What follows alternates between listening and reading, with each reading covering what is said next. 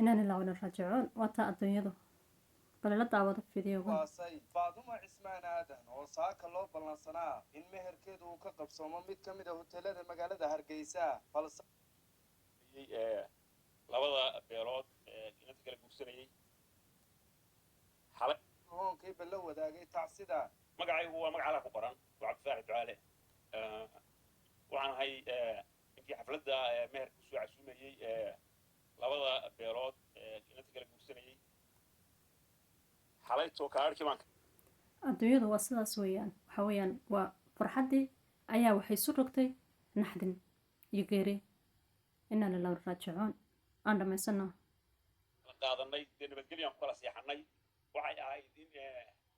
saaka meherku 10 ka dhaco sagaalkii baan lagu wargeliyo leeyahay gabadhii waa meedo waxay taalaayeen dhakhtar halka kana mucjisada markaa dhacday waxaan leenahay ilaa waa inay rajacoon inanta waxaan leenahay ilaahay jannada firdawsi ha geeyo ilaahay ehelkii ka tagtay ehelka khayr badan ha u geeyo ilaahay jannadiisa ha ka waraabiyo inanka waan adeer waxay oo ay ahayd inaanu saaka u gudoono aqalka ka taagnaa baanu saaka la gudooman lahayn inankana waxaan leenahay ilaahay jannada isagana sabir iimaan lahayn ilaahay sabir iimaan ha siiyo ilaahay sabir dhamaanteen ilaahay sabir iimaan ilaahay inaga siiyo sidii aqalku sheegayay waa ibra qaadasho waxba dadka lagu tusaya warba ilaahay laga cabsado wadarta naftu intay jirto inta saaka la guursan lahaay caawa aqal adduunyo gel lahayd aqal aakhirada ku jirta allah laga cabsado ilaahay waxaan ka baryaynaa naxariistii jannada inuu ka waraabiyo ilaahay waxaan ka baryaynaa dambigeeda inuu dhaafo ilaahay waxaan ka baryaynaa midda adduunyada ka khayr badan ilaahay inuu siyan ka baryaynaa geerida maanta dhacday waa geeri xaqa qof kasta oo bini'aadamina uu fili karo oo uu sugayo inuu maalin maalmaha ka mid dhimanayo waxaynu ognahay bini'aadamku inaanu ogeyn maalintu baxayo waxaynu ognahay daqadda naqo inaanu ogeyn haddaynu ognahay waa ka taamshaysan lahay geerida maanta aynu joognaa waxay geeriyada xaqa ee yimaada kaga duwantay waa mucjiso gooniya waa mucjiso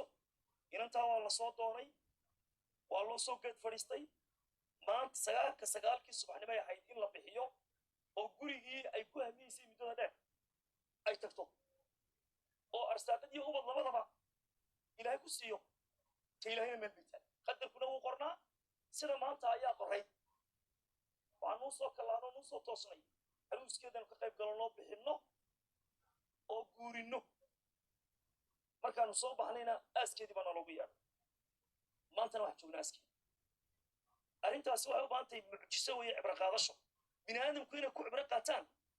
dunidu inaanay macnaba lahayn adduunyadu inaanay macnaba lahayn inay ku cibro qaataan waa siday tahay weeyaan adduunyadu inay tahay wax laba cisho la joogayo qofku wuxuu isagu uu ku hamiyayay aanu helaynin ayay taasi ku tusaysaa aroos bay diyaar ahayd laakiin gurigeedii dhabtaha ayay qabatay ilaahay naxariistina firdawsaha ka waraabiyo qabrigeedana alla waasaxa uga dhigo ehelkay ka tagtana samiriya imaan allaha ka siiyey waxa weeyaan wallaahi waa geeri waa la wada dhimanayaa laakiin dad farxad u diyaar garoobay iyo aroos iyo meher oo maaragtay ilaahay maaragtay samir iyo imaan ilaahay siiya waalidkaa ilmahooday doonayeen inay guri u dhisaan ay maaragtay waqtigeedu u yimi waa waxyaabaha ay tahay maaragtay in aynu ku cibro qaadano oo aynu aragno waxa aan inagu ku tashanayna inaanay hayn laakiin alla ay taladiisa tahay wax waliba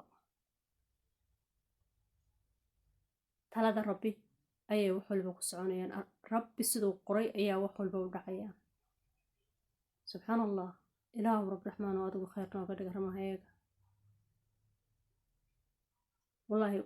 malaha maanta imsa jaraban videoga ayaan daawaday ama dhegaystay geeri kollayba waa wada naxdin laakiin dee meeshii farxadda laga sugayay bay reerkaas maaragtay waa qadar rabbi ilaahay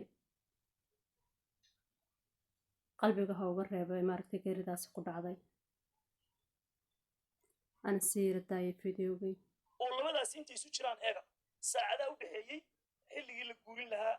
iyo xilligii lagu tukaday jiraa sidee saacadaa yar buu dhahay waxba may qabin dhimbay qabin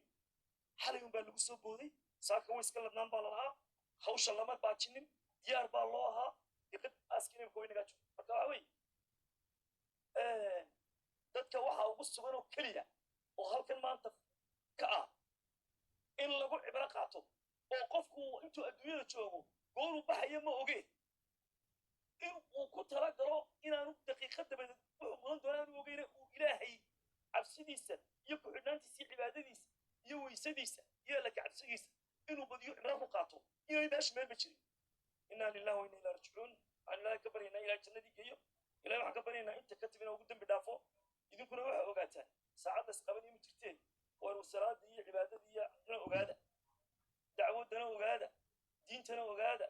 salaada iyo weysadana ogaada dhalinyaro badan baa halkan taagane waxaan waar idinku dardaaranaa waar qof oonu saacad lagu qabanaya ma ogiday waar adigoo salaadla oon ilaahay caabudan dhulka weji u dheeyaa dee oon lagu qabanine ku fakir saacad lagu qaban ma ogiday sidaasoo kale u dhacaysaaye inaanad maysadaadu ka qabino ilaah cibaadada ilahay ku xidhnaato salaamu calaykum magacaygu waa mubaarig cali shamaaxiye waxaan ka mid ahay